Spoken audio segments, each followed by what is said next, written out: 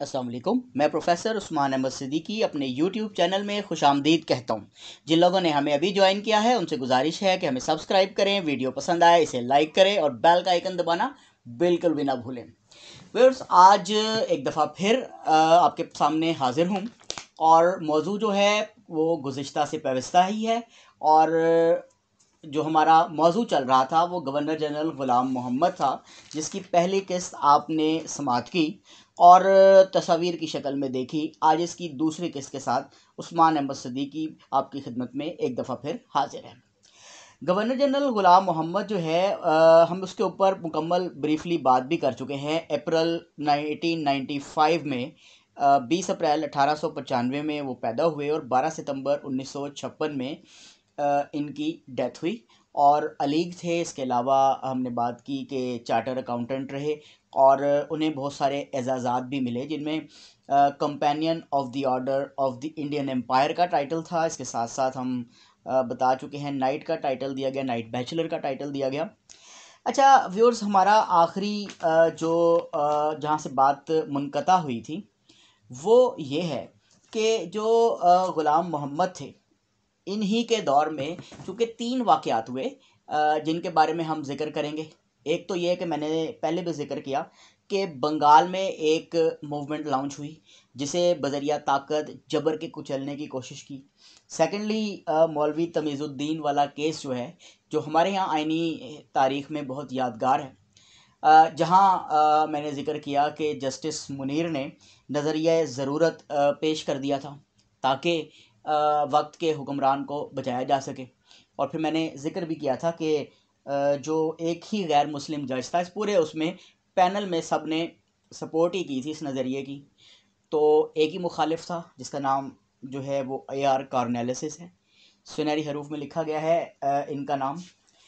हम अगर बात करें कि जो ग़ुलाम मोहम्मद हैं, इन्हें एक ख़ास एज़ाज़ भी हासिल है और वो एज़ाज़ ये है कि इनके अहद में पाकिस्तान में एक शहर, आपका प्यारा शहर लाहौर, आपको शायद मालूम भी नहीं होगा या बहुत कम लोग ऐसे होंगे जिन्हें पता होगा कि पाकिस्तान में एक वक्त ऐसा भी था कि जहाँ पर जो है वो लाहौर में सिर्फ लाहौर शहर को मार्शल दी गई थी। और वो मार्शल इसलिए दी गई थी कि मुल्क में कादियानियों के एंटी एक मूवमेंट चली थी लाहौर में। मकसद इसके ऊपर हम बात करेंगे एक और मौके पे। तो समेट इसलिए देते हैं कि बहरहाल हमें रहना तो यही है। तो इसके साथ साथ हम ग़ुलाम मोहम्मद पर वापस आते हैं कि ग़ुलाम मोहम्मद के दौर में लाहौर में तहरीक चली थी, एंटी का जो है कादियानियों के अगेंस्ट चली थी, जिसके ऊपर उलमा सड़कों पर थे और हज़ारों मौलवियों को आलिम दीन को मार दिया गया था, शहीद कर दिया गया था और जनरल आज़म ख़ान को ये ठेका दिया गया था। अभी हम मज़ीद बात करते हैं कि जो ग़ुलाम मोहम्मद है, ग़ुलाम मोहम्मद बिल्कुल ही अपाहज थे और मैंने पहले भी बताया कि हुलिये में कि फ़ालिज़दा थे कि जहाँ तक कि व्हील चेयर पर बैठते थे, व्हील चेयर ही ले जाई जाती थी। स्ट्रेचर पे रख के कई दफ़ा जनाबे सदर को पेश किया जाता था। तो ये भी एक सूरत हाल थी कि जनाब सदर को स्ट्रेचर पर भी लेके जाया जाता था। खाना खाते थे तो मुंह से गिर जाया करता था और ये आदमी पाकिस्तान में बहुत ज़्यादा ख़राबियों का मौजब भी बना।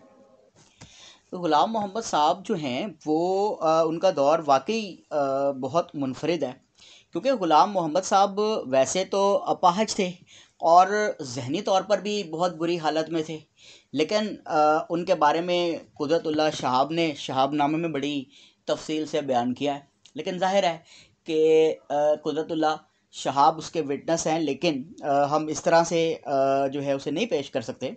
लेकिन बहरहाल ऐसी नौबत पाकिस्तान में आई कि जो है गवर्नर जनरल जो थे वो इस हद तक चले गए कि चूँकि वो लिख तो सकते नहीं थे, तो ज़हनी तौर पर वो बिल्कुल ही जो है ज़हनी सलाहियत उनकी मफकूद हो गई। लेकिन उन्हें एक बात याद थी कि मैं किसी भी कागज़ पर दस्तखत नहीं करूँगा कि मुझसे इस्तीफ़ा ले लिया जाए।